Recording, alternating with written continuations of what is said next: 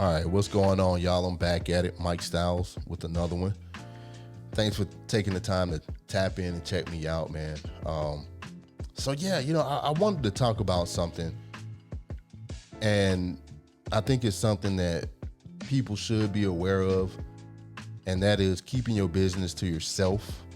Because this next video, I think, is a reason why you have to make an effort to keep your business to yourself and not make yourself a target for those who are willing to come and take what you have from you, right? This next one, I mean, it's an unfortunate situation how this went down, but it's wild, it's crazy, but yeah, let's go ahead and get this one set up, and then I'm gonna come back with my thoughts as usual.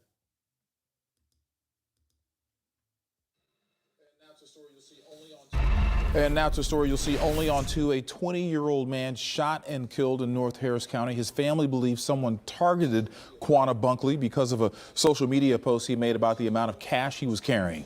KPRC2's Bill Barajas spoke to Bunkley's mother.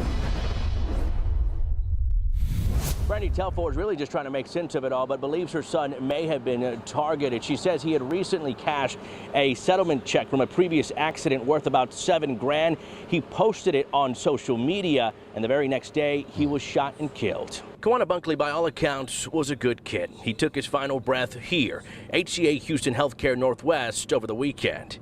My son, oh my God, that was my everything. Kids are gonna be kids, but that was my life. Brandy Telford believes her son was shot and killed over money he had recently received in a settlement from a previous accident. She says at the time of the shooting, he was in his girlfriend's car. I want to say it was a setup. It was a setup gone bad. And my son, his girlfriend, the shooter. And I don't know, he shot my son. He shot him and robbed him. And I guess he told his girlfriend that he'll kill her if she didn't take him where he needs to go. The sheriff's office says they are actively searching for the shooter and added that Bunkley's girlfriend is not believed to be involved. I need to see my son. I need to know that that's my son. I'm still trying to process it myself. I just want justice for my son. Telford is asking anyone with information to come forward. Please. Anything helps. Anything helps. And the sheriff's office says they are currently working several tips and leads in this case, but so far no arrests have been made. If you have any information in this case, you're asked to call the Harris County Sheriff's Office immediately and report it. In North Harris County, Bill Barajas, KPRC 2 News. All right, so yeah, man, you saw what went down. This young man made a social media post about the money he received, from a settlement from an accident. Listen, stop broadcasting your business, especially on social media. You know what I mean? Nobody needs to know about what you have and how you got it. This whole, I don't know, this whole flexing on social media thing has become more and more common. And I think a lot of people don't realize that they put themselves in danger when they do it. We want to think that others will be happy for us when we got something good going for ourselves, but sadly, that isn't always the case. And when it comes to something like money, you definitely don't want to broadcast that, right? Because you don't know who's watching or listening, and you put yourself in grave and mortal danger, because as we all know, the criminal mind never sleeps. It's always around us, even online, on social media. You never know who's watching, who's listening. Criminals have pretty much, they're on social media. You know what I mean? They're watching and listening to everything. But I think that's why it's so important to deal with people on a need-to-know basis, where any type of sensitive information, should not be easily accessible.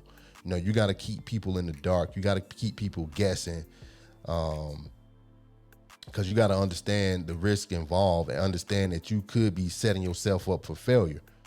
So now, a little update on this is that his so-called friend, 17-year-old, was found and arrested, charged with capital murder and also aggravated kidnapping, because he made the girlfriend of the victim drive him where he demanded to go after the incident.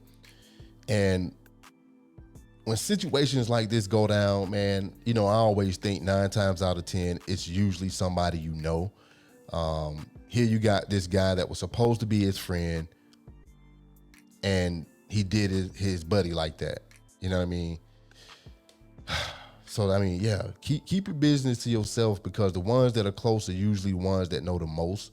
It's unfortunate that it's like that, but that's the reality that we have to live in. Instead of this so-called friend being happy for him, he turned against him in order to take that $7,000 from him. Took his life because he wanted what the guy had. You know what I mean? And it just makes me think that this was never really his friend to begin with. He was probably plotting on him the whole time once he found out that dude had the money. Just sitting back, waiting for the perfect opportunity to strike. And I don't even know how that would have went down. Did he run up on him with a mask and a gun, and the guy, decided to fight back? Or did he recognize the guy, from his voice? Because it's bold. That's a bold thing to do. You're supposed to be a friend, and then you turn around and do this. So, like I said, man, don't fall into that trap, man. Keep your business to yourself, man. Before you make that post or you decide to tell somebody about some stuff like some money that you got or you about to get, hit the brakes and ask yourself, is this worth my life? You know what I mean? Could I be putting myself in danger because of this information that I'm about to share? You know what I'm saying? Everybody don't need to know what you got going on and how you got it and what you have, right? It's unfortunate, that he lost his life, but I think that's, I think it could have been prevented. You know what I'm saying? And you look at the risk involved, and you're not going to be able to fully eliminate the risk, but you have to make people work hard if they're out trying to, take something from you or get some kind of information from you. But if you willingly provide that information, you make it easy for them to get access to it, because they're going to go right back and they're going to plot on how they can take it from you. You know what I'm saying? So just a little something to think about. Stop putting all your stuff on social media. Stop, putting your money on social media. I know you think it's cool or whatever, but understand the risk involved in that. So I'll see y'all on the next one. Take care. Stay safe. Peace, y'all.